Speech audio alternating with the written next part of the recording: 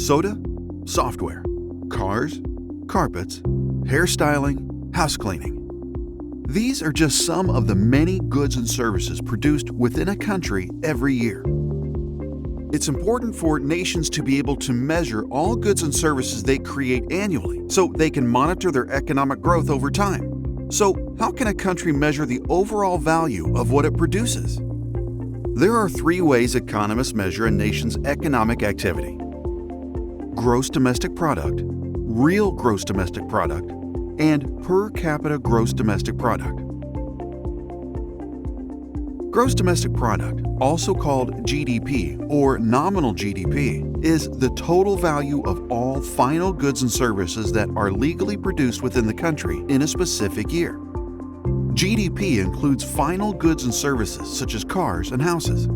It excludes intermediate goods like the steel used to make cars and the lumber used to make houses because the values of those items are included in the prices of the cars and houses. To see how GDP is calculated, consider a simple example of a fictional country that produces only two goods: apples and books.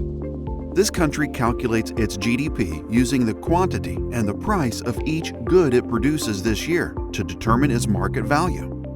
Suppose that the country produces 2 million apples and 1 million books. The price of an apple is $2 and the price of a book is $6. So this year, the total value of the country's apple production is $4 million and the total value of its book production is $6 million. And the sum of both values equals $10 million. That sum is called this country's nominal GDP. There are two reasons why the value of a country's gross domestic product can increase from one year to the next. First, the total value of the country's output might go up because it has increased the quantity of goods and services produced.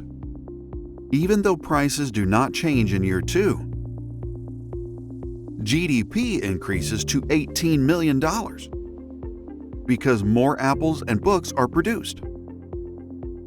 Second, the total value of the country's output can increase because of inflation, which is a rise in the overall price level of goods and services. Inflation may boost the value of GDP, even if the economy does not produce more goods and services.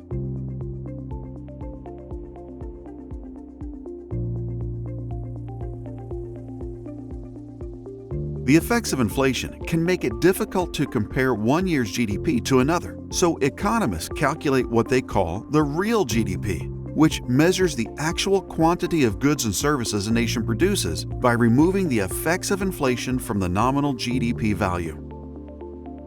But economists may still use nominal GDP for other purposes. For instance, by looking at the value of its nominal GDP, a country can determine the national income generated from the production of goods and services in a given year. Here's a simple example. Suppose there are 3 steps involved in creating a wooden desk. First, Chris charges $60 to harvest the trees that yield wood for the desk.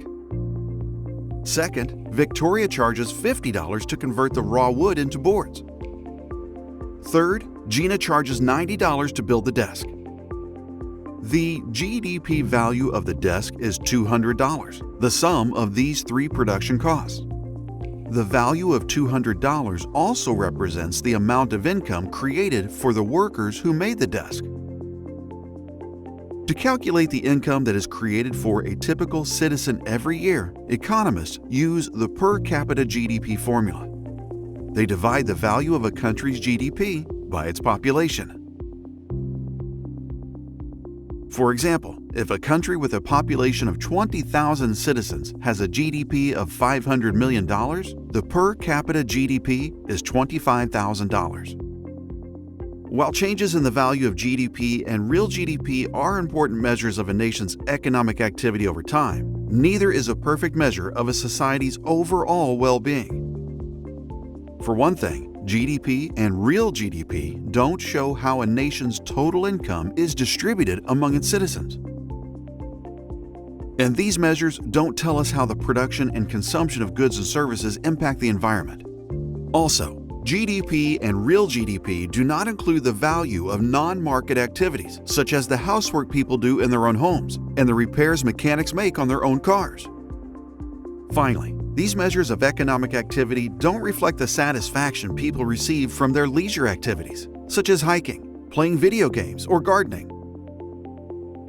Measuring a nation's economic growth by monitoring changes in GDP, real GDP, and per capita GDP over a span of years provides valuable insight into how a country's economy is performing.